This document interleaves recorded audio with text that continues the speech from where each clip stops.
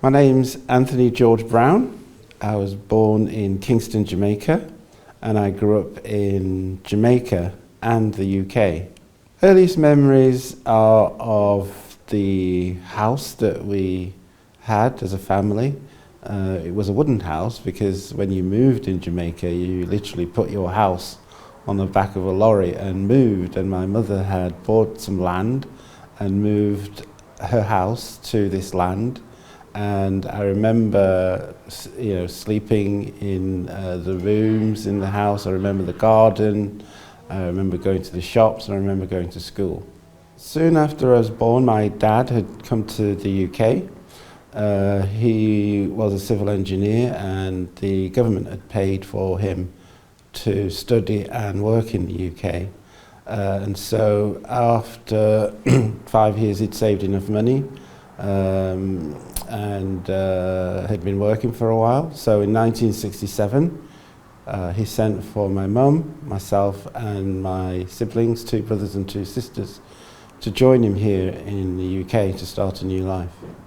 My first memories are all these terraced houses, because in Jamaica we had our own house, or had our own large garden where my mum used to plant vegetables and things, but here all the houses were terraced houses with smoke coming out of the top, and we wondered whether there were factories or not. But then people saw signs saying no blacks, no dogs, no Irish.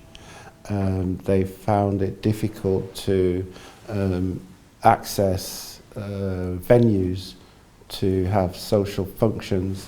They found it difficult to even access the church, because churches didn't accept them as fellow Christians. They saw their colour of the skin rather. And so Caribbean people organised and set up churches, first of all, but then they also had community organisations, and they'd come from different islands. When people travel, they bring their traditions and their culture with them. They like to remember how things were from the different islands, and so and celebrate that culture and that history.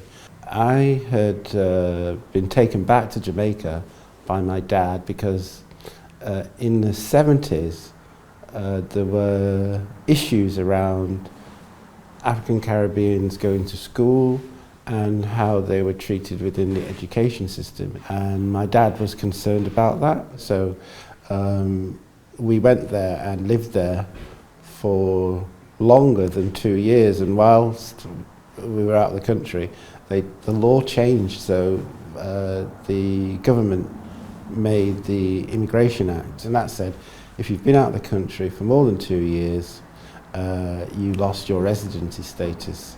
And so when I came back, after I'd lived in Jamaica for a while, gone to school there, I came back, went to college, I wanted to go to university, and I was told I was being treated as an overseas student.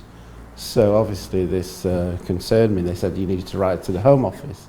So I did, and the Home Office wrote back to say, yes, you are an illegal immigrant and you need to report to Manchester Airport to be deported.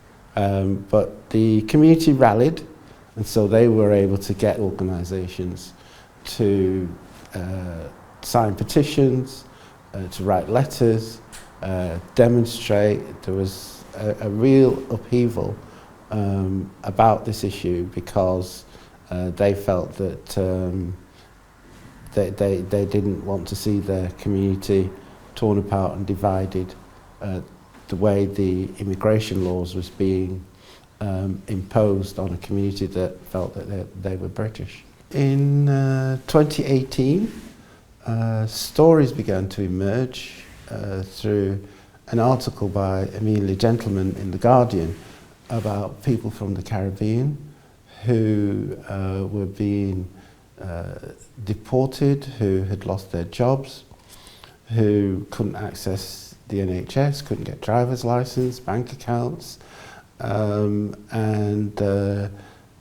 people thought that this was a scandal, terrible, because here were people who had been invited over to help rebuild the NHS after the war in 1948. We had the Empire Windrush come and brought a lot of Caribbean people, and it was shocking that we should have a situation now where people were being actually denied access to the NHS. So the Windrush scheme is really about people's status. So if they haven't got any documents that shows that they have a right to live here, then the Home Office will provide them with those documents free of cost.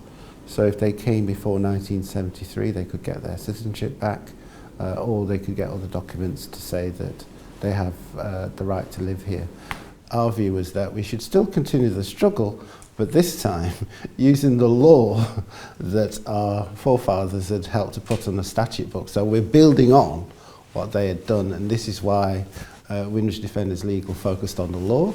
Learning from history, we decided to focus on the law, but what we say is that we should look at how our ancestors have organised themselves, the kind of society, the kind of ideas they introduced to the world, and learn from that and see how we can build on that in this generation and generations to come.